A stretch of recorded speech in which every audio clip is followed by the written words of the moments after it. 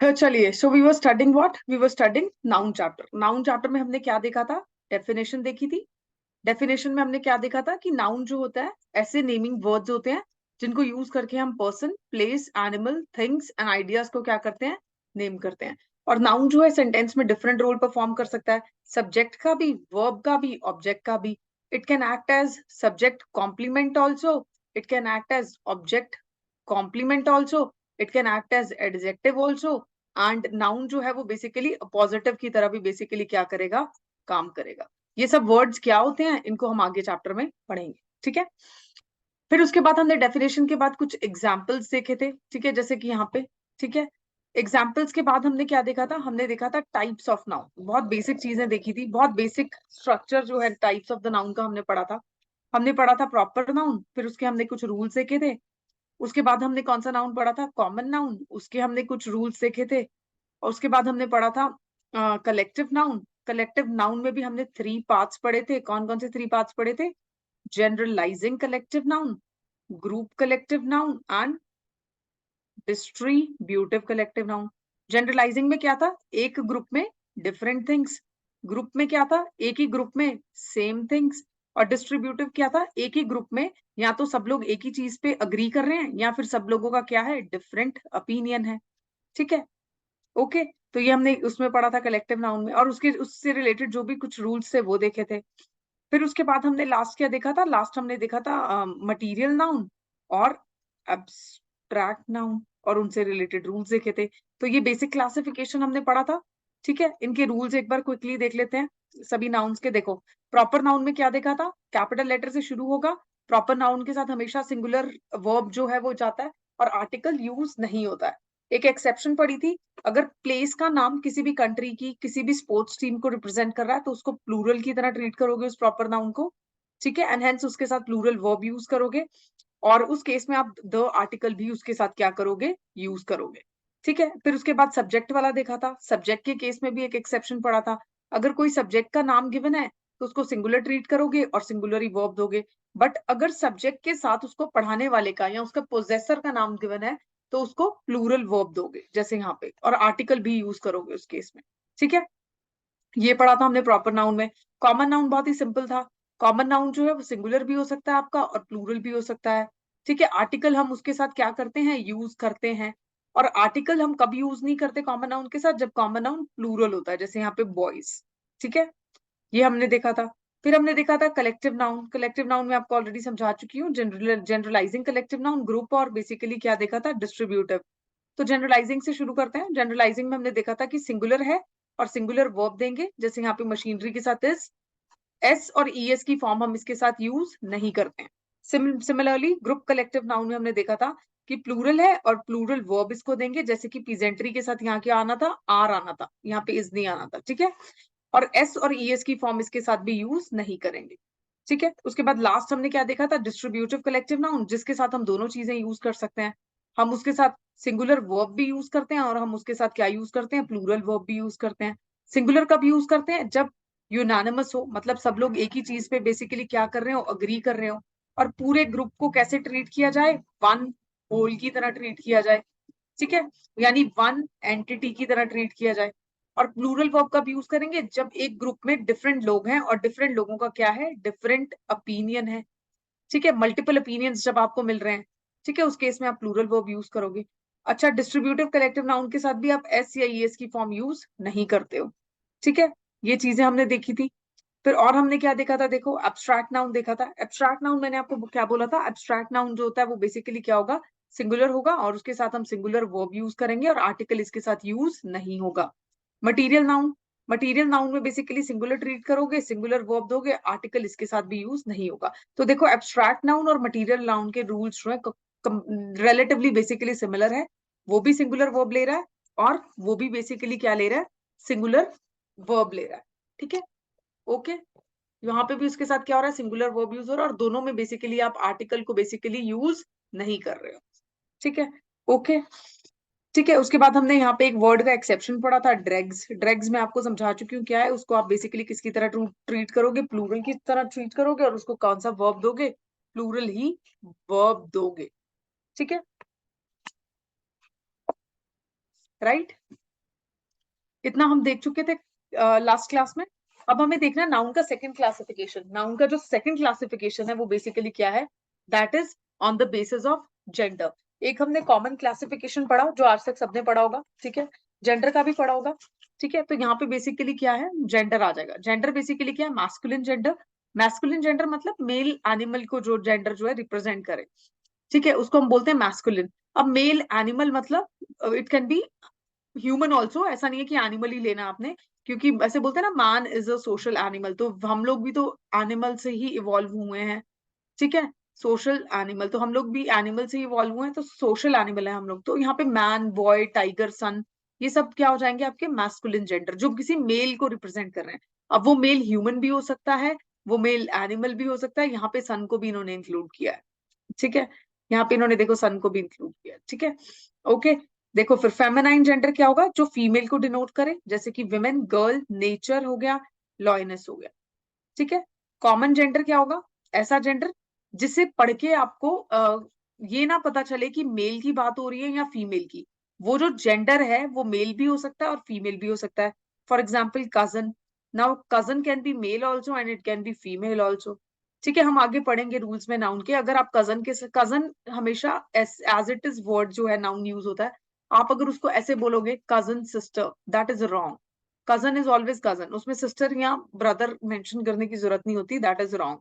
ये हम आगे नाउन के रूल्स में देखेंगे, ठीक है। अब जैसे पेरेंट वर्ड है, पेरेंट जो है दोनों चीजों को रिफ्लेक्ट कर रहा है, मेल को भी और फीमेल को भी, यानी मदर को भी और फादर को भी, ठीक है। पेरेंट में तो दोनों चीजें आ जाएंगी ना, मदर भी आएगा और फादर भी आएगा। चाइल्ड जो है वो बेसिकली गर्ल चाइल्ड भी हो सकता है और बॉय चाइल्ड भी हो सकता है। स्टूडेंट जो है वो गर्ल स्टूडेंट भी हो सकती है और बॉय स्टूडेंट भी हो सकता है। Cousin can be your girl also and it can be your boy also. So these are the genders जो बेसिकली क्या है? कॉमन है, common to both male and female, right. उसके बाद देखो न्यूटर जेंडर। न्यूटर जेंडर क्या होता है? देखो न्यूटर जेंडर जो होता है ना, इसमें हम ऐसी चीजों को डालते हैं जो लाइफलेस चीजें होती हैं, विदाउट लाइफ, या इसको लाइफलेस बोल लो, ठीक है। लाइफलेस चीजों को इसमें इंक्लूड किया जाता है, जो ना तो मेल है ना ही फीमेल है, ठीक है। ऐसे जेंडर को, ऐसी चीजों को हम एक कैटेगरी ऑफ नाउन में डाल देते हैं, जिसको हम बेसिकली क्या बोलते हैं? न्यूटर जेंडर, ठीक है। जैसे बुक, बुक ना तो मेल है ना ही फीमेल है, ठीक है, और बुक क्या है? लाइफलेस। पेन, रूम, कार, ठीक है, ऐसे मल्टीपल एग्जाम्पल्स हो सकते हैं, ठीक है, ओके। नेक्स्ट देखो क्या है? नेक्स्ट बेसिकली क्या आ जाएगा? नेक्स्ट देखो, नेक्स्ट जो है this was another classification of noun. पहला हमने एक सिंपल क्लासिफिकेशन पढ़ा, प्रॉपर नाउन, कॉमन नाउन, उसके बाद कलेक्टिव नाउन, उसके बाद एब्स्ट्रैक्ट नाउन, एंड बेसिकली आपका क्या आ जाएगा? Material noun. सेकंड जो क्लासिफिकेशन हमने पढ़ा वो कौन सा पढ़ा? Second was on the basis of gender, ठीक है। जेंडर के बेसिस पे हमने जो क्लासिफिकेशन पढ़ा वो भी 4 टाइप का था। कौन कौन सा था? मैस्कुलिन, फेमिनाइन, और उसके बाद कॉमन जेंडर, और उसके बाद आपका न्यूटर जेंडर, राइट। अभी थर्ड जो हम पढ़ रहे हैं that is on the basis of what? Number, ठीक है। नंबर के बेसिस पे देखो क्या है? दो तरीके का नाउन हो सकता है, singular noun and plural noun, ठीक है। सिंगुलर नाउन क्या होगा? सिंगुलर नाउन एक ऐसा नाउन होगा जहां पे बेसिकली आप वन पर्सन या थिंग की बात कर रहे हो। सिंगुलर मीन्स वन, ठीक है। जब आप, जहां बेसिकली एक पर्सन की, एक थिंग की, एक एनिमल की, या एक ऑब्जेक्ट की, किसी भी चीज की, एक चीज की बात कर रहे हो, वो उसको बोलेंगे सिंगुलर नाउन या सिंगुलर नंबर में जब आप बात कर रहे हो। For example pen, cow, boy. Plural noun क्या होगा? जहां पे आप मोर देन वन पर्सन या थिंग की बात कर रहे हो, ठीक है। For example pens, boys, cows. अब हाँ, यहाँ आपको ये नहीं पता है कि टू पेन की बात हो रही है या 200 पेन की बात हो रही है, 2000 पेन की बात हो रही है। बस आपको पेन्स वर्ड पर पढ़ के क्या पता चलेगा? कि मोर देन वन है, it is more than one. तो आप एक ही चीज जो है उसको श्योरली बोल पाओगे, दैट इज पेन, दिस, ये जो वर्ड है पेन्स, ये मोर देन वन पेन को रिप्रेजेंट कर रहा है। एग्जैक्ट नंबर आपको नहीं पता होगा, ठीक है। तो on the basis of the number हमारे पास कितने टाइप के नाउन हो गए? Singular noun and plural noun, ठीक है, ओके। नंबर 4 देखो, नंबर 4 जो है that is on the basis of accountability. Accountability के बेसिस पे नाउन को कैसे डिवाइड करते हो? दो तरीके से डिवाइड करते हो, ये हम ऑलरेडी आर्टिकल्स चैप्टर में भी पढ़ के आए हैं, लेकिन इसको मैं आपको दोबारा से एक्सप्लेन कर देती हूँ। देखो, on the basis of accountability हमारे पास दो तरीके के जो है वो नाउन्स होते हैं। Number 1 is countable noun and the other is uncountable noun, ठीक है। आपका काउंटेबल नाउन क्या हो सकता है? जिसको आप फिंगर्स पे काउंट कर सकते हो। मैं उस दिन भी मैंने आपको यही समझाया था, something that can be counted, जैसे कि बुक्स, बुक्स को काउंट कर सकते हो, आप बुक को काउंट कर सकते हो, बुक के पेजेस को काउंट कर सकते हो, एप्पल को काउंट कर सकते हो, डॉक्टर को काउंट कर सकते हो, हॉर्सेस को काउंट कर सकते हो। ठीक है, इस दुनिया में जितने भी लोग रह रहे हैं पूरी की पूरी पॉपुलेशन को काउंट कर सकते हो, so it is countable. Uncountable में क्या आएगा, ऐसी चीजें आएंगी जिनको आप काउंट नहीं कर सकते। मिल्क को आप काउंट नहीं कर सकते। If I give you a glass of milk, if I give you a glass of milk and I tell you to count the milk, can you do that? No, obviously not. Oil देखो, oil को नहीं कर सकते हो, sugar को count नहीं कर सकते हो। सी शुगर दोनों तरीके से आप काउंट नहीं कर सकते। If it is in the form of particles तो भी कितने पार्टिकल्स गिन लोगे। राइस को नहीं काउंट कर सकते आप, गोल्ड को नहीं काउंट कर सकते, ऑनेस्टी को नहीं काउंट कर सकते, ठीक है, पॉवर्टी को नहीं काउंट कर सकते, you can't count care, you can't count love. तो बहुत सारी चीजें हैं जो अनकाउंटेबल नाउन में आ जाती हैं, ऐसी चीजें जिनको आप अपने फिंगर्स पे काउंट नहीं कर सकते हो। तो काउंटेबिलिटी के बेसिस पे दो तरीके के नाउन पड़े, countable and uncountable, right. Next देखो, नेक्स्ट जो क्लासिफिकेशन है, ठीक है, ये हो सकता है आप लोगों के लिए नहीं हो, बट देन बहुत सारी बुक्स में ये मेंशन्ड है, तो इसको हम डेफिनेटली कवर करेंगे। तो अगला जो क्लासिफिकेशन है that is fifth and the last type of classification of noun, that is on the basis of structure. ठीक है, स्ट्रक्चर के बेसिस पे भी दो तरीके का नाउन होता है। कौन कौन से दो तरीके होंगे? सिंगल नाउन होगा, और कौन सा नाउन होगा? कंपाउंड नाउन होगा। ठीक है, सिंगल नाउन बेसिकली कौन सा नाउन होता है? ऐसा नाउन जो सिर्फ वन वर्ड को यूज करके बना है, उसमें सिर्फ वन वर्ड ही आ रहा है, जैसे बुक, ठीक है, जैसे हैंड, ठीक है, जैसे मदर। ठीक है, तो यहाँ पे बेसिकली क्या है, फॉर्मेशन में सिर्फ वन वर्ड ही यूज हो रहा है। कौन सा वन वर्ड? यहाँ पे बुक वर्ड है, यहाँ पे हैंड वर्ड है, यहाँ पे मदर वर्ड है। ठीक है, तो ऐसा नाउन जहाँ पे बेसिकली आप सिर्फ वन वर्ड को बेसिकली फॉर्म करने में या फॉर्मेशन में यूज करते हो, उसको बोलते हैं सिंगल नाउन। कंपाउंड नाउन क्या होगा? जहाँ पे एक वर्ड को फॉर्म करने के लिए मोर देन वन वर्ड आप क्या कर रहे हो, यूज कर रहे हो। फॉर एग्जाम्पल, हैंड का हैंडफुल कर दो, हैंडफुल ऑफ राइस मतलब मुट्ठी भर राइस। ठीक है, उसके बाद मदर का आप मदर इन लॉ कर दो। Now this is again a compound noun. कितने वर्ड्स यूज हुए? 3। तो मोर देन वन वर्ड्स जहां एक वर्ड की फॉर्मेशन में यूज हो रहे हैं, वो कौन सा नाउन होगा? Compound noun. और अगर सिर्फ वन वर्ड यूज हो रहा है जैसे यहाँ पे, तो वो बेसिकली कौन सा हो जाएगा? Single noun. ठीक है, let me just see let me just switch on to the next page। ठीक है, फिर उसके बाद इसकी डेफिनेशन से पढ़ते हैं। देखो, बेसिक मैंने आपको बता दिया, सिंगल नाउन और कंपाउंड नाउन। अब इनकी डेफिनेशन देख लेते हैं। देखो, नाउन जो है, जब आप उसको स्ट्रक्चर के बेसिस पे डिवाइड करते हो, तो टू टाइप्स का होता है वो, सिंगल नाउन और compound noun. Single noun basically क्या होता है? जहां पे ओनली वन वर्ड जो है उसकी फॉर्मेशन में यूज होगा, उसको हम क्या बोलते हैं? Single noun. जैसे कि बॉय, पेन, डॉग, कार, ये सब में क्या यूज हो रहा है? सिर्फ वन वर्ड ना, तो ये सिंगल नाउन है। कंपाउंड नाउन बेसिकली क्या होगा? ऐसा नाउन जहां पे मोर देन वन वर्ड्स जो है उसकी फॉर्मेशन में यूज हो रहे हैं। For example, brother in law, commander in chief, notebook, cupful, spoonful, handful, जैसे मैंने आपको वहां एग्जांपल दिया। ठीक है, ठीक है, तो ये सब बेसिकली क्या है? कंपाउंड नाउन, जहां पे मोर देन वन वर्ड आप यूज कर रहे हो। अब कंपाउंड नाउन जो है वो फर्दर कितने टाइप्स का है? टू टाइप्स का है। Compound noun with hyphen and compound noun without hyphen. मतलब कंपाउंड नाउन में ऐसे भी वर्ड्स होंगे जहां पे आप ये हाइफन यूज करोगे, जैसे मैंने मदर इन लॉ में यूज किया। ये क्या है आपका? हाइफन। हाइफन का काम क्या होता है? हाइफन का काम क्या होता है? किसी को पता है हाइफन क्या करता है? दो वर्ड्स को क्या करता है? सेपरेट करता है। ठीक है, तो कंपाउंड नाउन में ऐसे वर्ड्स होंगे जहां पे आप हाइफन यूज करोगे, और फिर कुछ ऐसे वर्ड्स होंगे जहां पे आप हाइफन यूज नहीं करोगे। ठीक है, तो जहां पे इसी बेसिस पे हमने कंपाउंड नाउन को टू टाइप्स में डिवाइड किया है। कंपाउंड नाउन विद हाइफन, जहां पे आप यूज करते हो, जैसे brother in law, passer by, hyphen used है। ठीक है, और कंपाउंड नाउन विदाउट हाइफन, जहां पे आप हाइफन यूज नहीं करते हो, जैसे cup full, spoon full, pocket full. और जब भी आप हाइफन यूज नहीं करोगे, वो हमेशा वर्ड्स किसके साथ एंड होंगे? फुल वर्ड के साथ। ठीक है, फॉर एग्जाम्पल, पावरफुल। ठीक है, तो ऐसे कुछ भी वर्ड्स हो सकते हैं, फॉर एग्जाम्पल ब्लिसफुल। ओके, तो ये बेसिकली आपके बेसिकली क्या है? ऐसे वर्ड्स हैं जहां पे हम हाइफन नहीं यूज करें, बट स्टिल ये क्या है? नाउन हो सकते हैं। ठीक है, तो नाउन को हमने क्लासिफिकेशन पढ़ा, हमने डेफिनेशन देख ली। ठीक है, उसके बाद हमने एग्जांपल्स देखे डिटेल में काफी। उसके बाद हमने अब देखो क्लासिफिकेशन भी देख ली। Oh my God, I just deleted that, but anyway, इसको दोबारा रिवाइज कर लेते हैं। क्या था? क्लासिफिकेशन देख रहे थे ना? तो क्लासिफिकेशन में हमने क्या देखा? Number 1, proper noun, common noun, collective noun, abstract noun, material noun.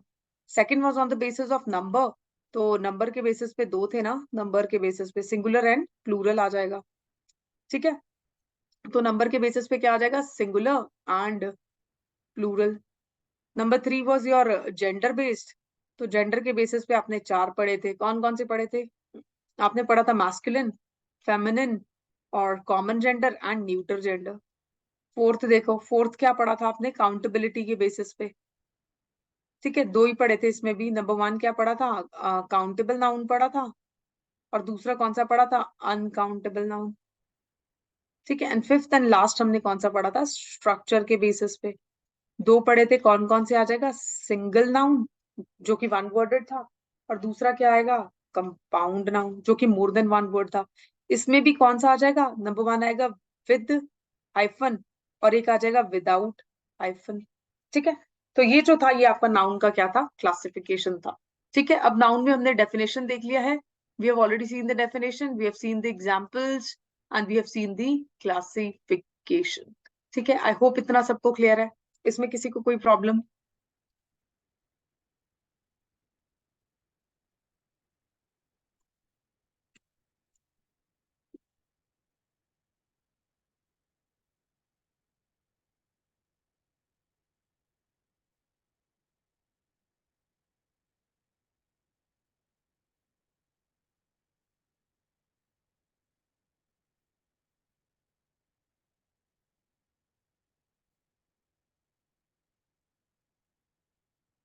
I'm waiting for your replies.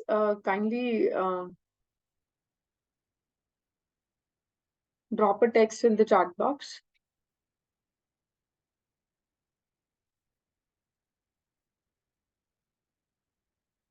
Okay, so if there are no doubts and if you guys don't have any problems with the concepts, तो हम लोग क्या करते हैं, इस chapter को आगे pursue करते हैं. आई am just clearing the board. I hope हम अब पूरा नाउन चैप्टर जितना हमने पढ़ा था उतना हम रिवाइज भी कर चुके हैं. ठीक है, उसके अलावा जो बाकी की क्लासिफिकेशन थी वो भी आज हमने कवर कर लिया है. ठीक है, अगला टॉपिक जो है, देखो वो क्या है. That is quite easy topic, ऐसा नहीं है बहुत मुश्किल है. ठीक है, दैट इज केसेस. नाउन के हम केसेस पढ़ेंगे आज. ठीक है, अब आप कहोगे मैम केसेस क्या हैं, है ना. देखो, मैंने आपको शुरू शुरू में क्या बोला था? मैंने आपको बोला था नाउन जो है वो एक सेंटेंस में क्या करता है? डिफरेंट रोल्स परफॉर्म करता है, या डिफरेंट प्लेसेस पे भी हो सकता है. ठीक है, तो एक सेंटेंस अगर है, सब्जेक्ट, वर्ब, ऑब्जेक्ट. अब आपका नाउन जो है वो डिफरेंट प्लेसेस पे हो सकता है. सब्जेक्ट की जगह पे भी हो सकता है, ऑब्जेक्ट की जगह पे भी हो सकता है. तो नाउन के केसेस से हमें क्या पता चलेगा? हमें पोजीशन पता चलेगी कि नाउन सेंटेंस में कहाँ पे लोकेटेड है, कहाँ पे प्लेस्ड है. आप आइडेंटिफाई कैसे करोगे नाउन को? ठीक है, कि कौन सा नाउन है. हो सकता है एक सेंटेंस में मोर देन वन नाउन हो, पॉसिबिलिटी है. ठीक है, मोर देन वन नाउन है तो आप आइडेंटिफाई कैसे करोगे कि कौन कौन सा इसमें से नाउन है? तो उसके लिए हम बेसिकली क्या करते हैं, पोजीशन ऑफ द नाउन को आइडेंटिफाई करने के लिए हम नाउन के केसेस पढ़ते हैं. ठीक है, नाउन के केसेस पढ़ते हैं. अब नाउन के केसेस जो है वो कितने केसेस हैं? 5 केसेस हैं. रफली बता रही हूँ इसको, अभी हम ये जो नोट्स हैं इनमें से पढ़ेंगे. 5 केसेस कौन कौन से हैं? देखो बहुत सिंपल है. नंबर 1 हो जाएगा नॉमिनेटिव केस. ठीक है, दूसरा केस कौन सा हो जाएगा? दूसरा केस जो होगा that is your objective case. तीसरा केस जो होगा वो बेसिकली कौन सा हो जाएगा आपका? Possessive case. Fourth is your dative case. And fifth कौन सा केस हो जाएगा आपका? Vocative case. ठीक है, तो नाउन जो है, नाउन की एक सेंटेंस के अंदर पोजीशन को डिटरमाइन करने के लिए आप क्या पढ़ते हो? ये 5 जो है वो केसेस पढ़ते हो. ठीक है, इन केसेस को पढ़ के आपको पता चलेगा कि नाउन की सेंटेंस में क्या पोजीशन है, कहाँ पे लोकेटेड है. यहाँ पे है, यहाँ पे है, यहाँ पे है. ठीक है, तो अब देखो यहाँ पे नाउन के cases. The case of the noun tells us about the position of that noun और प्रोनाउन इन द सेंटेंस. अब प्रोनाउन क्या होते हैं? देखो, प्रोनाउन बेसिकली क्या होगा? प्रोनाउन जो है वो कोई भी ऐसा वर्ड होगा जो किसको रिप्लेस करेगा? जो रिप्लेस करेगा आपके नाउन को. जैसे देखो, Ram is playing cricket. Just just call him inside. ठीक है, अब यहाँ पे राम जो है, राम क्या है आपका, नाउन है। ठीक है, यहाँ पे राम जो है नाउन है, यहाँ पे राम को रिप्लेस करके मैंने क्या यूज किया, एक ऐसा वर्ड यूज किया जो नाउन को क्या कर रहा है, इस सेंटेंस में रिप्लेस कर रहा है। जस्ट कॉल हिम इनसाइड, या जस्ट कॉल राम इनसाइड हो सकता था। तो राम वर्ड को यानी नाउन को रिप्लेस करने वाले वर्ड्स को हम क्या बोलते हैं, प्रोनाउंस बोलते हैं। अब वो वर्ड्स क्या हो सकते हैं, it can B he, she, it, they, them, his, her, him. ठीक है, ये सब वर्ड्स आपके बेसिकली क्या होंगे, प्रोनाउन हो जाएंगे, जो नाउन को क्या करते हैं, यूजुअली रिप्लेस करते हैं। ठीक है, तो बेसिकली कोई भी ऐसा केसेस हमें बेसिकली क्या बताते हैं, हमें बेसिकली क्या बताते हैं, पोजीशन बताते हैं किसकी, नाउन की या प्रोनाउन की सेंटेंस में क्या है। ठीक है, कितने केसेस हैं, 5 केसेस हैं। अब कौन कौन से केसेस हैं, मैं नाम आपको अभी बता चुकी हूँ, ताकि हम जब इसकी डेफिनेशंस करें आपको नाम भी याद हो जाए। तो आई जस्ट वांट कि 2 3 4 बार हम लोग इस नाम को इसी क्लास में डिस्कस कर लें, so that you guys are well acquainted with the name of the cases, right. देखो, सबसे पहला क्या है, नॉमिनेटिव केस, ये हमने पढ़ा था। दूसरा कौन सा, 5 केसेस की बात कर रहा है ना, तो वो ये 5 केसेस यही है। कौन कौन से हैं, nominative, objective, possessive, dative and vocative, NOPDV। ठीक है, ये आपके बेसिकली क्या हो जाएंगे, आपके केसेस हो जाएंगे। ठीक है, अब देखो, अब इनकी डेफिनेशंस करेंगे कि ये केसेस हैं क्या। ठीक है, सबसे पहले देखो, नॉमिनेटिव केस क्या होता है। नॉमिनेटिव नॉमिनेटिव केस होता है कि इफ नाउन और pronoun is used as subject of the verb, it is said to be nominative case. और जब आप इसको वर्ब के सब्जेक्ट की तरह यूज करोगे तो आप इसको सब्जेक्टिव भी बोल सकते हो, सब्जेक्टिव केस। ठीक है, तो इसका जो दूसरा नाम होगा वो क्या होगा, सब्जेक्टिव केस। ठीक है, तो नॉमिनेटिव केस में बेसिकली क्या होता है, अगर कोई सेंटेंस गिवन है, उसमें नाउन जो है वो किसकी तरह यूज किया जाएगा, सब्जेक्ट की तरह यूज किया जाएगा, subject of the verb. Subject of the verb का मतलब क्या है, एक्शन परफॉर्म करने वाला सब्जेक्ट। ठीक है, तो सब्जेक्ट ऑफ द वर्ब की तरह क्या यूज किया जाएगा, यूज किया जाएगा। तो ऐसा नाउन या प्रोनाउन को जब हम सब्जेक्ट की तरह यूज करते हैं, that is known as nominative case, या उसका दूसरा नाम जो होता है वो बेसिकली क्या होता है, सब्जेक्टिव केस। तो अगर आप कोई बुक फॉलो कर रहे हो सकता है आपको सब्जेक्टिव केस लिखा हुआ भी मिले, but nominative and subjective is the same thing. ये चीज आप याद रखोगे। अभी एग्जाम्पल देखो, मिस्टर रेड्डी टॉट अस इंग्लिश। ठीक है, अब यहाँ पे देखो, मिस्टर रेड्डी आपका बेसिकली क्या है, सब्जेक्ट, टॉट क्या है, वर्ब, अस इंग्लिश क्या है, ऑब्जेक्ट। ठीक है, let me just clear, okay I just use other ink. Subject हो गया, टॉट बेसिकली क्या है, वर्ब, और अस इंग्लिश क्या है, ऑब्जेक्ट। यहाँ देखो, the flower gives us fragrance, the flower क्या है, सब्जेक्ट, गिव्स क्या है, वर्ब, अस फ्रेग्रेंस क्या है, ऑब्जेक्ट। ठीक है, तो यहाँ पे नॉमिनेटिव केस क्या बोलता है कि सब्जेक्ट जो है, जब नाउन को सब्जेक्ट की प्लेस पे यूज करोगे तो वो क्या हो जाएगा, नॉमिनेटिव केस। यहाँ पे मिस्टर रेड्डी जो है, उनको आपने सब्जेक्ट की जगह पे यूज किया, हेंस ये बेसिकली आपका क्या है, नॉमिनेटिव केस। फ्लावर जो है, सब्जेक्ट की जगह पे यूज किया, हेंस ये आपका क्या है, नॉमिनेटिव केस। ठीक है, इस एग्जाम्पल को मैंने आगे एक्सप्लेन भी किया हुआ है, ताकि जब आप खुद भी नोट्स को पढ़ो तो आप एक बेटर अंडरस्टैंडिंग जो है वो डेवलप कर पाओ। देखो, here in the above sentences Mr. Reddy and Flower are the subjects of the verb. Subjects थे ना वो, Mr. Reddy taught us English। तो यहाँ पे मिस्टर रेड्डी क्या था, सब्जेक्ट ही था ना। ठीक है, और दूसरा क्या था, the flowers gives us fragrance. The flower यहाँ पे क्या था, सब्जेक्ट था। तो यहाँ पे मिस्टर रेड्डी और फ्लावर बेसिकली क्या है, सब्जेक्ट है। ठीक है, so they are said to be in the nominative और subjective case. Subjective case is the other name for nominative case only. ठीक है, अब आप कहोगे मैम ये तो ठीक है, इसको सब्जेक्ट की तरह आपने यूज किया, पर हम लोग कैसे आइडेंटिफाई करें, हाउ कैन वी फाइंड कि नॉमिनेटिव केस कौन सा है और इसमें कौन सा नाउन है। तो उसका मैं आपको एक सोल्यूशन दूंगी। यहाँ पे ये देखो कि कैसे फाइंड करोगे कि नॉमिनेटिव केस है सेंटेंस में।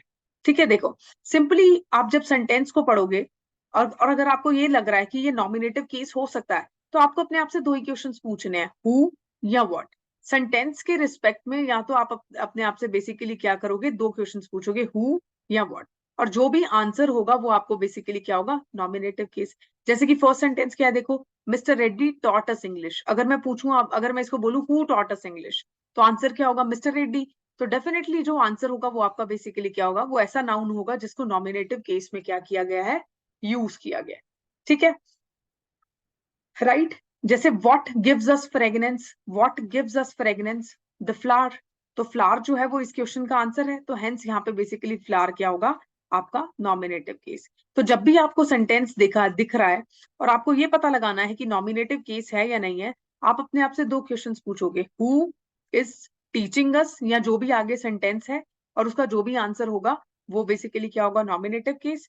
या फिर आप पूछोगे what gives us fragrance, the flower। Hence जो भी आंसर होगा इस what का, वो आपका बेसिकली क्या होगा, नॉमिनेटिव केस होगा। ठीक है, इन first sentence who taught us English, the answer is mister Reddy, so mister Reddy is nominative case. Similarly in second sentence what gives us fragrance, answer क्या हो जाएगा, द फ्लावर। इसको मैंने जानबूझ के यहाँ ब्लैंक छोड़ा, इसको खुद ऐड करोगे आप लोग अपने नोट्स में। तो इसका आंसर क्या है, व्हाट गिव्स अस फ्रेग्रेंस का the flower. Hence basically flower क्या हो जाएगा, hence the flower is what, hence the flower is your nominative या फिर subjective case। ठीक है, आई होप सबको नॉमिनेटिव जो है आइडेंटिफाई करना हो गया होगा कि अगर आपको सेंटेंस में नॉमिनेटिव केस को आइडेंटिफाई करना तो आप कैसे करोगे, और नॉमिनेटिव केस होता क्या है वो भी आई गेस सब आपको समझ आ गया होगा कि जब नाउन या प्रोनाउन को सब्जेक्ट की जगह पे यूज करते हैं उसको हम क्या बोलते हैं, नॉमिनेटिव या फिर सब्जेक्टिव केस। ठीक है, और आइडेंटिफाई क्या करते हैं, दो क्वेश्चंस पूछ के, हु एंड व्हाट। ठीक है, I hope this is clear. Second देखो, अब सेकंड क्या है, ऑब्जेक्टिव केस।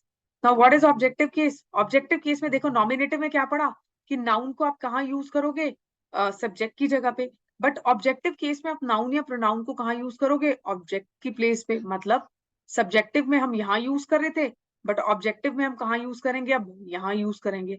इसको हम एक्यूजेटिव केस भी बोलते हैं।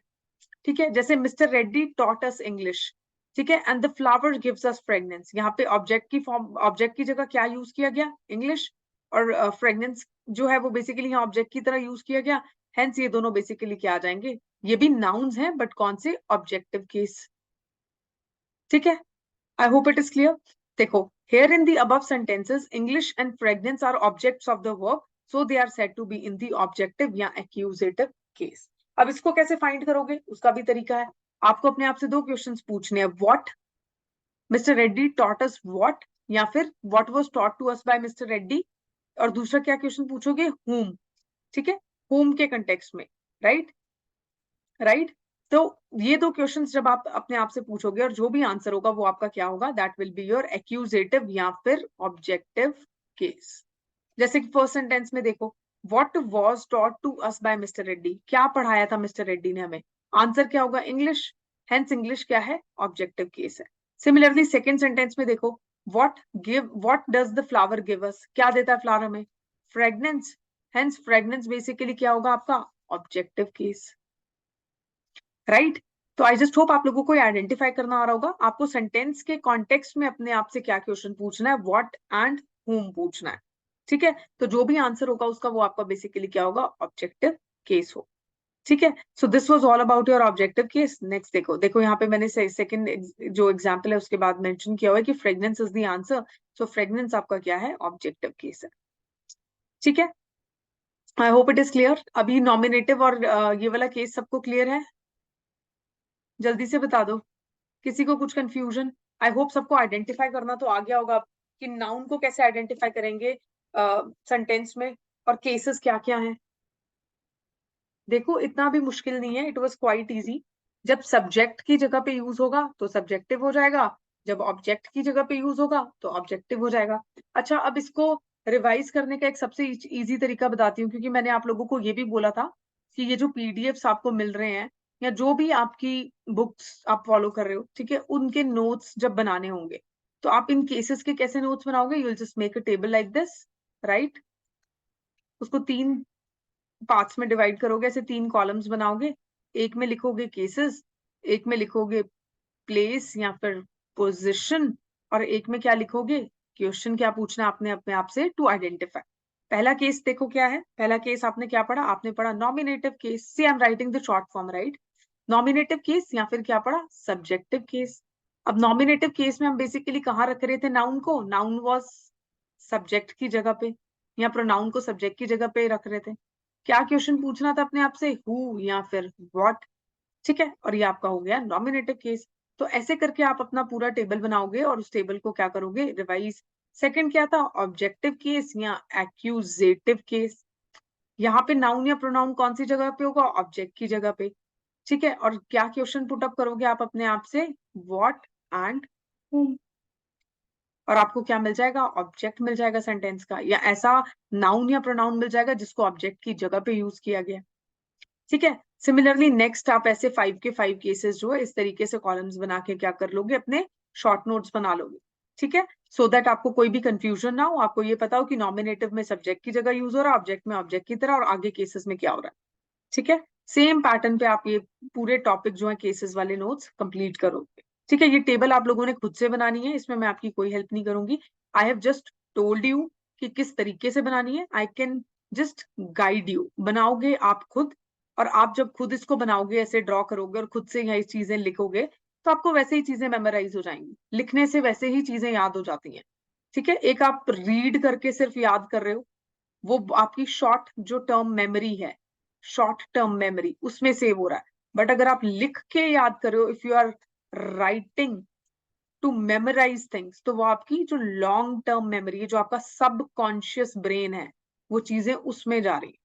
ठीक है, सो अगर आपको याद भी करना है, आई वुड सजेस्ट आप लोग लिख लिख के याद करो, शॉर्ट नोट्स बना बना के याद करो, you will never forget any rule. ठीक है, अब ये बताओ जल्दी से, क्लियर है इतना? कोई प्रॉब्लम किसी को, या फिर मैं नेक्स्ट केस जो है वो शुरू करूं? Shall I start with the new case, dative case पढ़ें आगे? अगर आप लोग चाह रहे हो कि मैं डेटिव केस पढ़ाऊं तो please right continue in the chat box.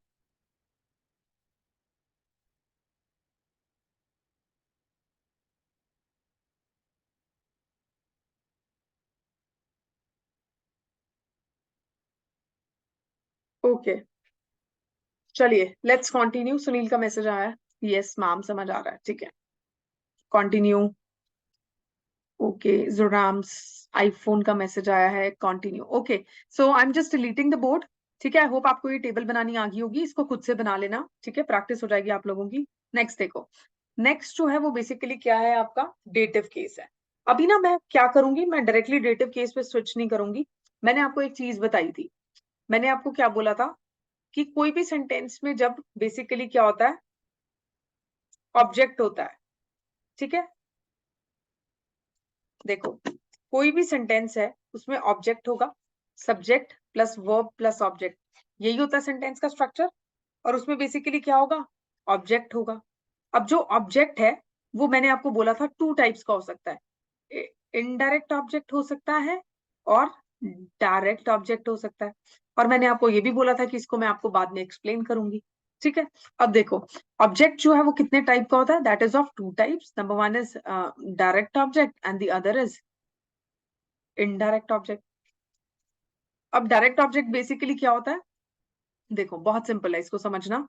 Direct object जो होता है ना, डायरेक्ट ऑब्जेक्ट ऐसा ऑब्जेक्ट होता है जिसके ऊपर वर्ब क्या कर रहा है, एक्ट कर रहा है। It is the object on which the verb is acting upon. ठीक है, कैसे, एग्जाम्पल से समझेंगे, बट अभी के लिए इसकी डेफिनेशन को अंडरस्टैंड करने की कोशिश करो। डायरेक्ट ऑब्जेक्ट जो होगा वो ऐसा ऑब्जेक्ट होगा जहां पे बेसिकली वर्ब, जिसके ऊपर वर्ब क्या कर रहा है, डायरेक्टली एक्ट कर रहा है। ठीक है, वर्ब जिसके ऊपर परफॉर्म किया जा रहा है, क्या एक्शन परफॉर्म किया जा रहा है। ठीक है, वर्ब जिस चीज के ऊपर एक्ट कर रहा है वो आपका क्या है, डायरेक्ट ऑब्जेक्ट। और इनडायरेक्ट ऑब्जेक्ट बेसिकली क्या होगा, ऐसा ऑब्जेक्ट जो बेसिकली क्या है, रिसिपिएंट ऑफ डायरेक्ट ऑब्जेक्ट है। रिसिपिएंट क्या होता है, रिसीवर, या रिसीवर ऑफ डायरेक्ट ऑब्जेक्ट है। अब आप कहोगे मैम डेफिनेशन तो ठीक है, बट ये तो बिल्कुल समझ नहीं आ रहा कि आप क्या बोल रहे हो। तो इसको मैं आपको इन्हीं एग्जाम्पल से क्या करती हूँ, क्लियर करती हूँ। देखो अब हम लोग देखेंगे एग्जाम्पल्स। ये क्या है, लिखा हुआ है मिस्टर रेड्डी टॉट अस इंग्लिश। ठीक है, मिस्टर रेड्डी आपका यहाँ पे क्या है, सब्जेक्ट है। टॉट क्या है यहाँ पे, वर्ब है। और अस इंग्लिश क्या है यहाँ पे, ऑब्जेक्ट। तो यहाँ पे दो वर्ड्स दिए गए हैं ऑब्जेक्ट में, अस एंड इंग्लिश। ये आपका पूरा क्या था, ऑब्जेक्ट था। अब हमें अगर इसमें से आइडेंटिफाई करना हो कि डायरेक्ट ऑब्जेक्ट कौन सा है और इनडायरेक्ट ऑब्जेक्ट कौन सा है, तो हम कैसे आइडेंटिफाई करेंगे? देखो देखो, डायरेक्ट ऑब्जेक्ट क्या होगा? जिसके ऊपर वर्ब डायरेक्टली क्या कर रहा है? एक्ट कर रहा है। तो मिस्टर रेड्डी टॉट अस इंग्लिश, मिस्टर रेड्डी टॉट क्या पढ़ा रहे हैं? इंग्लिश। तो जो वर्ब है that is directly acting upon what? English. Hence आपका जो इंग्लिश होगा वो बेसिकली क्या होगा? डायरेक्ट ऑब्जेक्ट होगा। किसको पढ़ा रहे हैं? किसको? हमें। अस। रिसीवर कौन है? Receiver of the direct object कौन है? अगर इंग्लिश डायरेक्ट ऑब्जेक्ट है तो डायरेक्ट ऑब्जेक्ट का रिसीवर कौन है? हम, यानी अस। तो ये आपका क्या होगा? Indirect object. तो रिसीवर इनडायरेक्ट ऑब्जेक्ट क्या होता है? Indirect object is the recipient, it is the recipient of the direct object. तो recipient of the direct object basically क्या होता है? Indirect object. अच्छा ओके, अगर ये भी अभी आपको लग रहा है कि मैम ये एग्जाम्पल तो चलो ठीक है, कुछ और एग्जाम्पल्स कर लेते हैं, ठीक है? तो कुछ और एग्जाम्पल्स देख लो आप। आइडेंटिफाई करना कैसे आता है? कैसे करोगे आइडेंटिफाई आप डायरेक्ट एंड इनडायरेक्ट ऑब्जेक्ट को? Venkat has given Suzanne some amount. अभी वेंकट क्या है? सब्जेक्ट।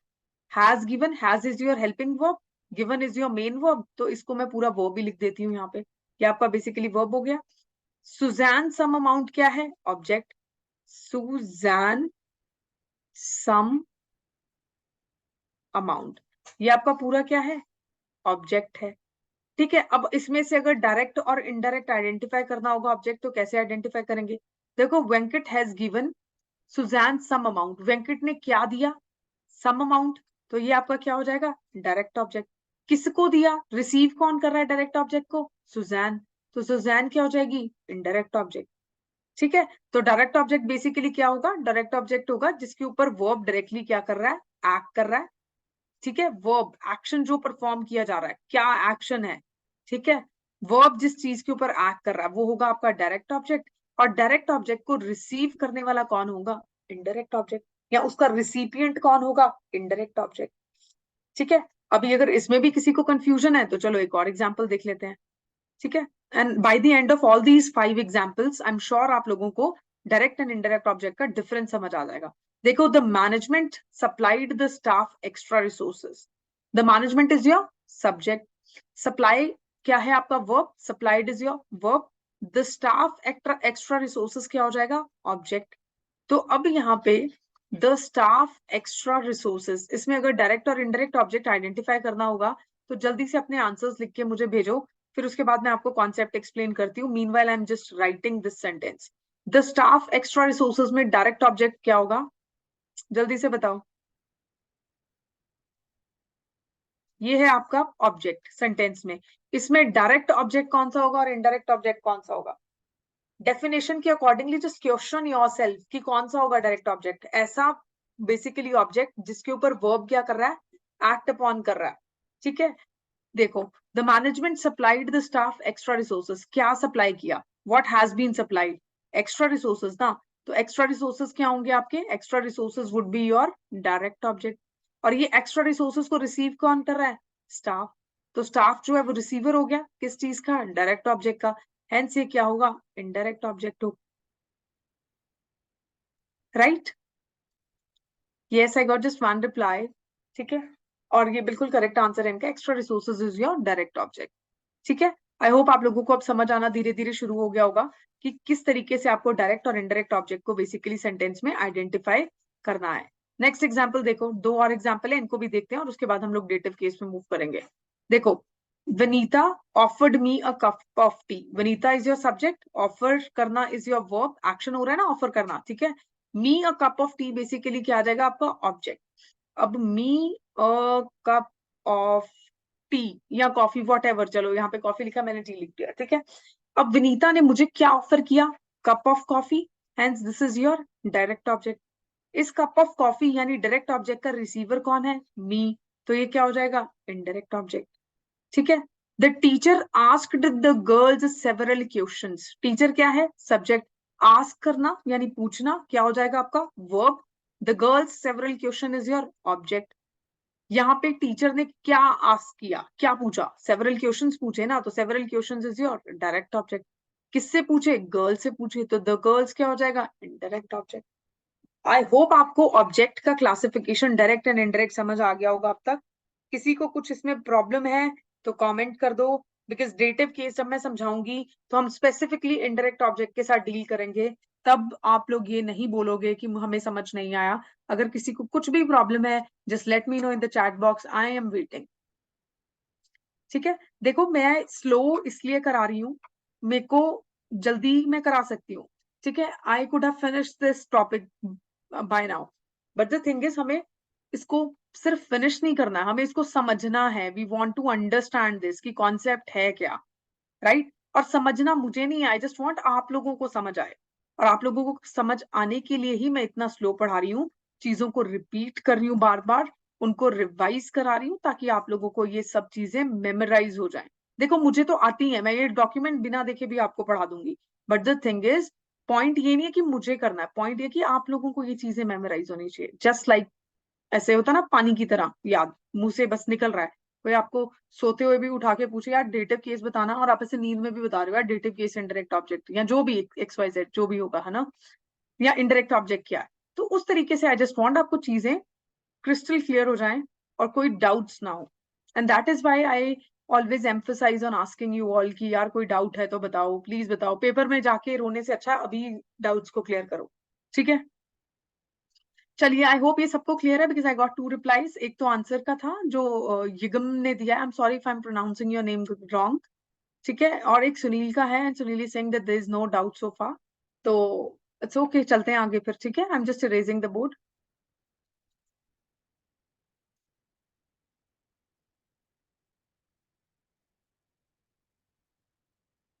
तो ये आपका बेसिकली क्या था, डायरेक्ट एंड इनडायरेक्ट ऑब्जेक्ट था। ठीक है, नो डाउट, ओके।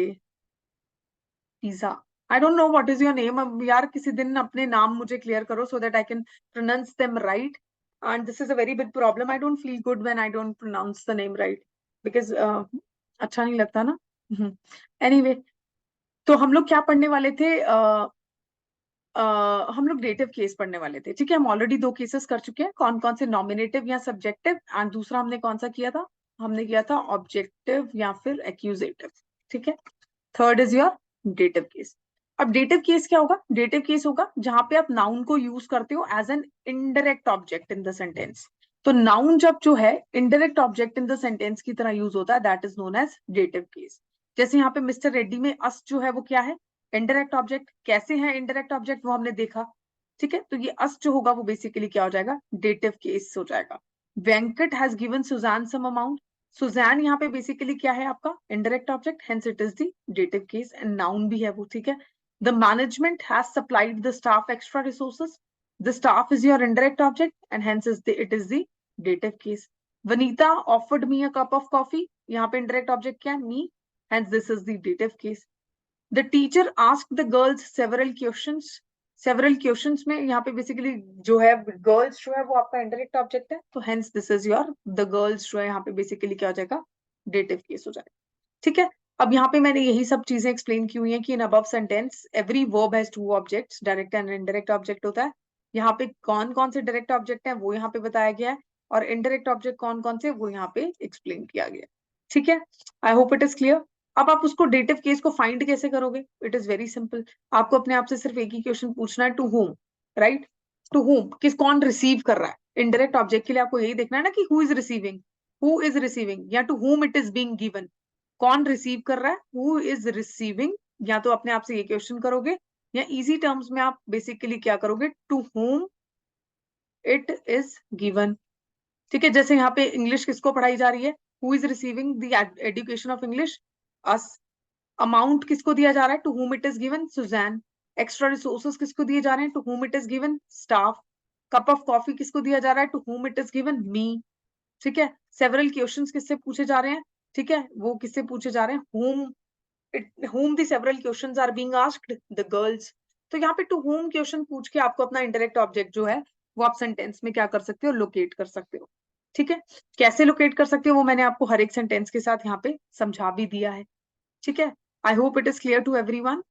ठीक है, देखो, let me just clear the board. ठीक है, इसको क्लियर कर देते हैं थोड़ा सा, कि ज्यादा ही हो गया है। ठीक है, तो finding the dative case, I guess सबको समझ आ गया होगा कि आपको सेंटेंस में डेटिव केस को कैसे लोकेट करना है। आप अपने आप से क्वेश्चन करो, आप सिर्फ इनडायरेक्ट ऑब्जेक्ट ढूंढ लेना सेंटेंस में, वही आपका डेटिव केस होगा। ठीक है, तो यहाँ पे टू होम जो आ जाएगा द डेटिव केस और the indirect object can be place immediate. अच्छा देखो, अब ये चीज पढ़ने से पहले ना आप लोग मेरी एक बात जो है वो समझ लो। क्या समझना है? Okay, no problem, no problem. आप अगर रिकॉर्डिंग देखना चाह रहे हो तो फिर that is not a problem. I have already put this lecture on recording. I share the link और I ask ma'am to share the link. तो वो ग्रुप में शेयर करेंगी, आप वहां से चेक कर लेना। Okay, and thank you for informing while going, because I literally आपकी मैनर्स को वो एक तरीके से दिखा रहा है। चलिए, अब मैं क्या पढ़ा रही थी आपको? मैं आपको बोल रही थी कि यहाँ पे जो है ये पर्टिकुलर टॉपिक जो है, ये पढ़ाने से पहले हम लोग बात कर लेते हैं, क्योंकि जब मैं आपको नॉर्मल लैंग्वेज में समझाती हूँ तो मुझे ऐसा लगता है कि शायद आपको चीजें ज्यादा इजीली याद रहती होंगी। तो ये जो चीज है ये क्या बोल रहा है? हमने क्या देखा था? हमने देखा था इनडायरेक्ट ऑब्जेक्ट सेंटेंस में। सेंटेंस का स्ट्रक्चर क्या होगा? Subject plus verb plus object, यही पढ़ते आए हम। ठीक है, और अभी तक यहाँ पे जितने भी हमने सेंटेंसेस पढ़े हैं, यहाँ पे बेसिकली क्या था? स्ट्रक्चर। यहाँ पे देखो, अगर मैं इसको थोड़ा सा डिटेल में आपको पढ़ाऊं तो स्ट्रक्चर क्या हो जाएगा? यहाँ इसको, इसका एक ब्रेकअप करके इसको पढ़ाऊं तो इनडायरेक्ट ऑब्जेक्ट था और उसके बाद डायरेक्ट ऑब्जेक्ट था। ठीक है, यही स्ट्रक्चर था यहाँ पे। देखो, ये क्या है आपका सब्जेक्ट, ये क्या है वर्ब, ये आपका क्या आ जाएगा इनडायरेक्ट ऑब्जेक्ट, ये क्या आ जाएगा डायरेक्ट ऑब्जेक्ट। ठीक है, तो यही स्ट्रक्चर फॉलो हो रहा था। तो ये जो ये नोट गिवन है ये वाला, यहाँ पे आपको क्या कहने की कोशिश कर रहा है कि जो आपका इनडायरेक्ट ऑब्जेक्ट है या फिर जो आपका डेटिव केस है, वो या तो आप इनडायरेक्ट ऑब्जेक्ट को वर्ब के इमीडिएटली बाद क्या करते हो? लिखते हो, जैसे यहाँ पे लिखा है। एक तरीका ये हो सकता है सेंटेंस में उसको लोकेट करने का, पर जरूरी नहीं है कि वर्ब के इमीडिएटली बाद ही आपका इनडायरेक्ट ऑब्जेक्ट हो। ठीक है, आपका इनडायरेक्ट ऑब्जेक्ट ऐसे भी हो सकता है, direct object plus plus indirect object. तो सेंटेंस के बेसिकली लास्ट में भी हो सकता है, और जब लास्ट में लोकेटेड होगा आपका इनडायरेक्ट ऑब्जेक्ट, तो उस केस में आप डायरेक्ट ऑब्जेक्ट और इनडायरेक्ट ऑब्जेक्ट को एक प्रेपोजिशन से ज्वाइन करते हो, और वो प्रेपोजिशन क्या है? टू। ठीक है, वो प्रेपोजिशन आपकी क्या आ जाएगी? टू आ जाएगी। ठीक है, तो आपका इनडायरेक्ट ऑब्जेक्ट सेंटेंस में इमीडिएटली वर्ब के बाद भी हो सकता है, और आपका जो इनडायरेक्ट ऑब्जेक्ट है वो लास्ट में भी हो सकता है। ठीक है, फॉर एग्जाम्पल देखो, आई am just clearing the board. अब देखो एग्जाम्पल, ये देखो, यहाँ पे ये यही कह रहा है कि note, the dative case or the indirect object can be placed immediately after the verb, which means subject plus verb plus indirect object plus direct object। यानी immediately after the verb भी हो सकता है, या फिर after direct object भी हो सकता है। डायरेक्ट ऑब्जेक्ट के बाद कैसे आएगा? इस तरीके से, डायरेक्ट ऑब्जेक्ट के बेसिकली बाद ऐसे आएगा। तो ये डायरेक्ट ऑब्जेक्ट के बाद लिखा जा रहा है ना इनडायरेक्ट ऑब्जेक्ट, तो सेकंड जो है वो बेसिकली ये केस भी हो सकता है। लेकिन जब भी उसको आप डायरेक्ट ऑब्जेक्ट के बाद लिखोगे, इस केस में आप डायरेक्ट ऑब्जेक्ट और इनडायरेक्ट ऑब्जेक्ट को किसी ना किसी प्रेपोजिशन से कनेक्ट करोगे, और यूजुअली जिस प्रेपोजिशन से कनेक्ट होता है वो यहाँ पे, जैसे यहाँ पे टू दिया गया है तो यहाँ टू प्रेपोजिशन से आप कनेक्ट कर दोगे। तो इनडायरेक्ट ऑब्जेक्ट और डायरेक्ट ऑब्जेक्ट को यूज करने के लिए आपको यहाँ कोई ना कोई प्रेपोजिशन यूज करके क्या करना पड़ेगा? एक इनको कनेक्ट करना पड़ेगा। ठीक है, जैसे देखो यहाँ पे she gave me a flower, she gave me a flower। ठीक है, यहाँ पे she क्या है आपका subject, gave is your verb, me a flower तो आपका क्या आ जाएगा? ऑब्जेक्ट। अब यहाँ पे इनडायरेक्ट और डायरेक्ट ऑब्जेक्ट को कैसे रिकॉग्नाइज करोगे? she gave me what, she gave me flower, तो flower आपका क्या है? Direct object. और रिसीव कौन कर रहा है फ्लावर को? आई एम रिसीविंग, तो मी बेसिकली क्या है? इनडायरेक्ट ऑब्जेक्ट है। तो यहाँ पे जो इनडायरेक्ट ऑब्जेक्ट है देखो, वो बिल्कुल वर्ब के बाद में लोकेटेड है। ठीक है, और इस सेंटेंस में देखो, शी क्या है? सब्जेक्ट, गेव क्या है? Verb, a flower to me basically क्या आ जाएगा? Object. She gave me what? A flower, तो अ फ्लावर क्या हो गया? Direct object. किसने रिसीव किया flower? Flower is receive by me, तो ये इनडायरेक्ट ऑब्जेक्ट हो जाएगा। और इसको बेसिकली आपने कनेक्ट कैसे किया है? आपने इसको एक प्रेपोजिशन से बेसिकली क्या किया है? कनेक्ट किया है। कौन सी प्रेपोजिशन से कनेक्ट किया? यहाँ पे टू प्रेपोजिशन से कनेक्ट किया, ये आपकी प्रेपोजिशन आ गई। ठीक है, तो ये इस तरीके से भी आपका इनडायरेक्ट ऑब्जेक्ट सेंटेंस में आपको लोकेटेड मिल सकता है, और इस तरीके से स्ट्रक्चर में भी मिल सकता है। तो ये नोट ये बोल रहा है, जरूरी नहीं है वर्ब के बाद इनडायरेक्ट ऑब्जेक्ट हो, कई बार वर्ब होगा, फिर उसके बाद डायरेक्ट ऑब्जेक्ट होगा, और उसके बाद कोई ना कोई प्रेपोजिशन यूज की होगी, और फिर उसके बाद आपका क्या होगा? इनडायरेक्ट ऑब्जेक्ट होगा। तो ये दोनों केसेस जो है वो हो सकते हैं सेंटेंस में, right? I hope this is clear now. ठीक है, चलिए नेक्स्ट देखो, नेक्स्ट कौन सा केस है, नेक्स्ट इज पोजेसिव केस। देखो ये सबसे इजी केसेस हैं अब जो हम दो और पढ़ने वाले हैं, very easy, very very easy. ठीक है, ऐसे ये वो केसेस हैं जो हम रेगुलर लाइफ में हम लोग यूज करते हैं, बट हम लोग कई बार अवेयर नहीं होते कि ये जो है वो नाउन का पोजेसिव केस हम बात करते हुए यूज कर रहे हैं। ठीक है, देखो पोजेसिव का मतलब क्या होता है, पोजेसिव जब आप किसी को चीज के पोजेशन में हो, ओनरशिप में हो। ठीक है, तो ये ऐसा केस है जिसको जिसमें सेंटेंस को पढ़ के आपको ये पता चलेगा कि एक पर्टिकुलर चीज जो है वो किसको बिलोंग कर रही है, किसकी ओनरशिप है उस चीज पे। ठीक है, किसकी ओनरशिप है उस चीज पे, किसके पोजेशन में है वो चीज। ठीक है, तो आपको ये चीजों का पता चलेगा यहाँ पे इस पर्टिकुलर सेंटेंस को पढ़ के। तो if a noun denotes possession, जब नाउन जो है वो किसी तरीके का पोजेशन या ओनरशिप को डिनोट करता है तो उसको हम पोजेसिव या जेनेटिव केस बोलते हैं। कौन सा केस, जेनेटिव केस। तो पोजेसिव केस का दूसरा नाम जेनेटिव केस हो सकता है। बहुत सारी बुक्स में आपको पोजेसिव नाम ना लिख के जेनेटिव नाम भी लिखा मिल सकता है, या दोनों भी मिल सकते हैं। तो आपको कंफ्यूज नहीं होना कि मैम ने जेनेटिव केस तो पढ़ाया ही नहीं, पर ये पता होना चाहिए कि जेनेटिव केस जो है वो पोजेसिव केस को ही बोल रहे हैं। ठीक है, ओके। देखो अब example, this is mister Madhav car. अब यहाँ पे मिस्टर माधव जो है वो बेसिकली क्या आपका नाउन है। ठीक है, तो किसकी car, mister Madhav car. Mister Madhav car यहाँ पे क्या शो कर रहा है, आपको ये शो कर रहा है कि ये कार किसको बिलोंग कर रही है, ओनरशिप शो कर रहा है। तो यहाँ पे मिस्टर माधव जो है वो बेसिकली क्या आ जाएगा, mister Madhav car is your possessive case. This is a very big children's park. तो ये बेसिकली क्या है, चिल्ड्रंस पार्क। तो अब very big children's park, children's park से आपको क्या पता चल रहा है कि पार्क किसको बिलोंग कर रहा है, चिल्ड्रंस को बिलोंग कर रहा है। तो यहाँ पे चिल्ड्रंस पार्क क्या हो जाएगा, पोजेसिव केस। ठीक है, तो ये मैंने एग्जांपल्स में यहाँ पे यही एक्सप्लेन किया हुआ है कि this is mister Madhav car, it means the car belongs to mister Madhav. This is very big children's park, it means the very big park belongs to children. Here in the above sentences mister Madhav car जो होगा ये वाला जो word है, और यहाँ पे children's park जो है ये बेसिकली क्या होंगे, पोजेसिव केसेस होंगे। क्योंकि ये किस चीज को शो कर रहे हैं, बिलोंगिंग को, ओनरशिप को, पोजेशन को, कि वो जो चीज है, वो जो कार है वो किसकी है, मिस्टर माधव की। वो जो पार्क है वो किसका है, चिल्ड्रन का। Right, I hope it is clear. अब पोजेसिव केस को कैसे फाइंड करते हैं, आपको सिर्फ अपने आप से क्वेश्चन पूछना है, हुज कार। ठीक है, हुज पार्क, आपको जवाब मिल जाएगा, और जो भी जवाब होगा वो आपका क्या होगा, possessive case. For example, whose car is this, mister Madhav, hence mister Madhav is what your possessive case. This park belongs to whom, किसको बिलोंग करता है, तो ये बेसिकली चिल्ड्रंस को बिलोंग करता है, हेंस चिल्ड्रंस पार्क जो हो जाएगा वो बेसिकली आपका पोजेसिव केस हो जाएगा। यही मैंने नीचे एग्जांपल्स में एक्सप्लेन किया हुआ है। यहाँ पे देखो एक मिनट, ओके, देखो simply question the above sentences with the word whose। तो यहाँ पे whose के साथ आप बेसिकली क्या करोगे, क्वेश्चन करोगे, एंड हेंस बेसिकली जो भी आंसर होगा वो आपका क्या होगा, possessive case. For example in first sentence, whose car is this, mister Madhav car, so Madhav जो है वो आपका पोजेसिव केस होगा। सिमिलरली सेकंड सेंटेंस में, whose park is this in the city, it is the children's park, hence children's park क्या है आपका, possessive case है। राइट, आई होप आपको बेसिकली पोजेसिव केस सेंटेंस में आइडेंटिफाई करना आ गया होगा। बस आपको ये देखना है ओनरशिप किसकी है, किसको बिलोंग करती है वो चीज, वो पर्टिकुलर थिंग किसको बिलोंग कर रही है। जिसको भी बिलोंग कर रही है वो क्या हो जाएगा, आपका पोजेसिव केस हो जाएगा।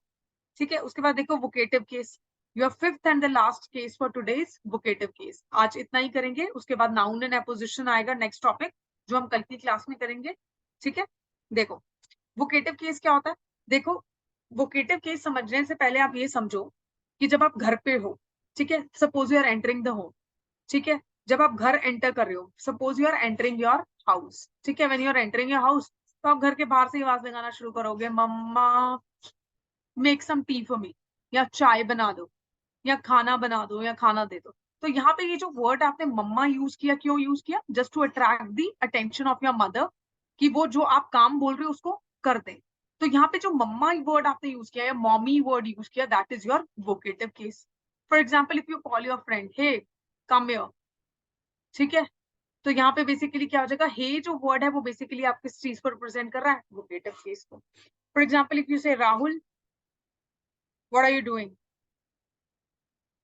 व्हाट आर यू डूइंग, तो यहाँ जो राहुल वर्ड है किस चीज को रिप्रेजेंट कर रहा है, वोकेटिव केस को। ठीक है, तो जब आप बेसिकली ऐसे वर्ड्स यूज करते हो जब किसी को बुलाने के लिए उसके नाम से या किसी भी चीज से आप यूज कर रहे हो, for example if you say ma'am I will not be able to attend your class today, तो यहाँ पे मैम वर्ड जो आप किस लिए यूज कर रहे हो, मेरे को डिनोट करने के लिए, वो बात आप मुझे एड्रेस कर रहे हो, तो हेंस वो जो वर्ड होगा जो आप मुझे बुलाने के लिए यूज करोगे that will be the vocative case. जैसे कि if noun is use to name और कॉल अ पर्सन या thing addressed, it is said to be in the vocative case. Noun को जब आप किसी को बुलाने के लिए नाम लेके या पर्सन को बात करने के लिए या किसी चीज को एड्रेस करने के लिए यूज करते हो, उसको हम बेसिकली क्या बोलते हैं, वोकेटिव केस बोलते हैं।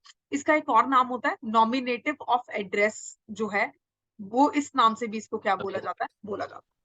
ठीक है, generally it is use to get the attention of the person और द थिंग, राइट। जैसे mommy give me some food, right. जैसे देखो बॉयज डोंट गो देयर, जब आप एक ग्रुप ऑफ बॉयज को बोल रहे हो boys don't go there, what does it mean, आप उनका अटेंशन अट्रैक्ट कर रहे हो कि वहां नहीं जाना, you are just instructing them that not to go there, right.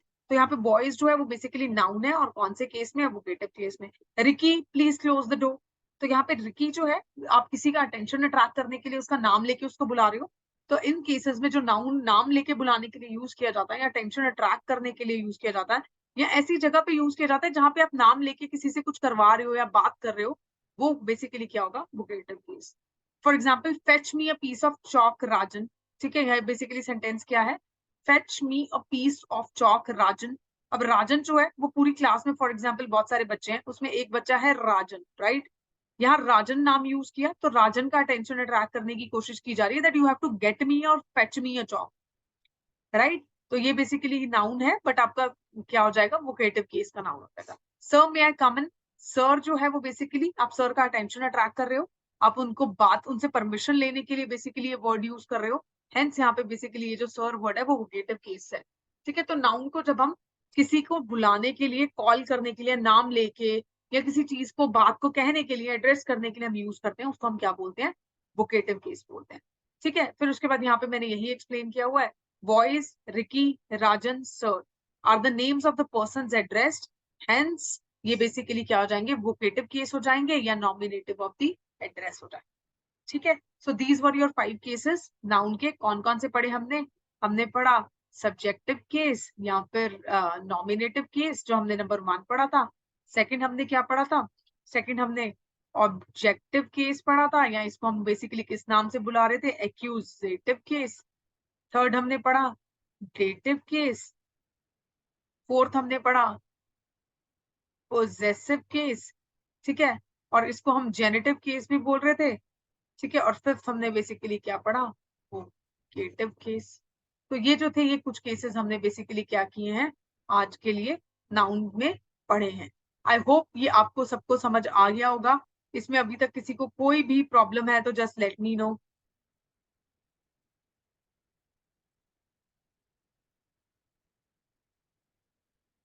ठीक है, जल्दी से बता दो किसी को कुछ भी प्रॉब्लम है, अगर नहीं है प्रॉब्लम तो I just wind up the class. ठीक है, एक बार फिर से रिवाइज करा देती हूँ केसेस। देखो सब्जेक्टिव में क्या कर रहे थे, जल्दी से देख लो। सब्जेक्ट की जगह पे यूज कर रहे थे नाउन या प्रोनाउन को। ऑब्जेक्टिव में ऑब्जेक्ट की जगह पे यूज कर रहे थे। डेटिव में भी ऑब्जेक्ट की जगह पे यूज कर रहे हैं, बट कौन सा ऑब्जेक्ट आ जाएगा, इनडायरेक्ट ऑब्जेक्ट। पोजेसिव में ओनरशिप याद रखना, ओनरशिप एस्टैब्लिश करनी है। और वोकेटिव में आप किसी को कॉल कर रहे हो या बेसिकली नाम लेके बेसिकली क्या कर रहे हो, बुला रहे हो, you are calling the person by his name, ताकि आप क्या कर सको, उस इंसान का अटेंशन अट्रैक्ट कर सको या उससे अपना कुछ काम जो है वो बेसिकली करवा सको। ठीक है, so these were the cases of noun, जिससे आपको ये पता चलता है कि एक सेंटेंस में नाउन की कौन सी पोजिशन है या नाउन कहाँ लोकेटेड है। ठीक है, हो गया।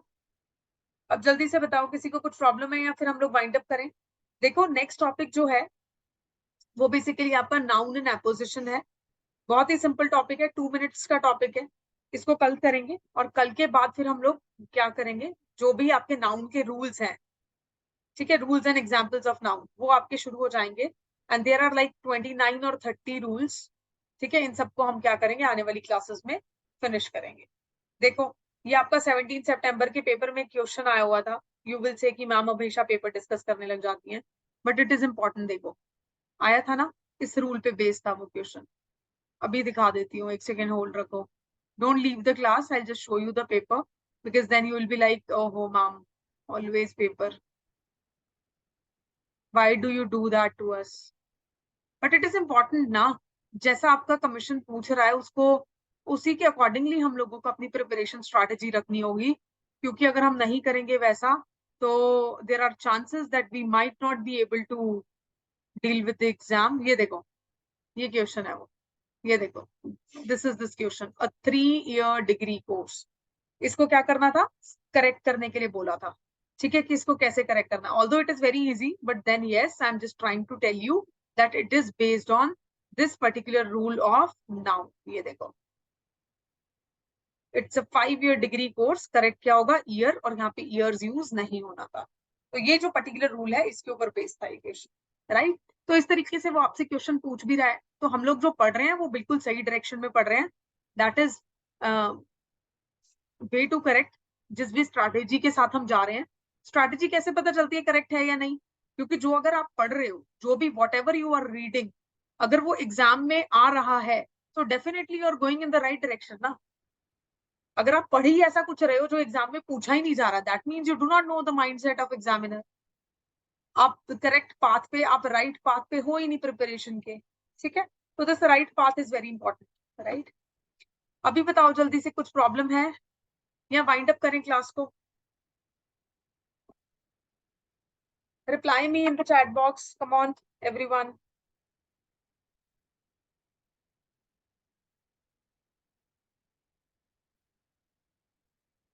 No problem. Right, Sunil. Okay, then I will just wind up the class for today. Then I'll see you in tomorrow's class. कल Wednesday है. कल हम लोग noun and apposition करेंगे और कुछ noun के rules पढ़ने start करेंगे, ठीक है। और कल की क्लास में मिलती हूँ फिर मैं आप सबको, ठीक है। Okay, thank you so much everyone for joining the session. It was so nice to have you all, and have a good night. Study hard. Bye bye.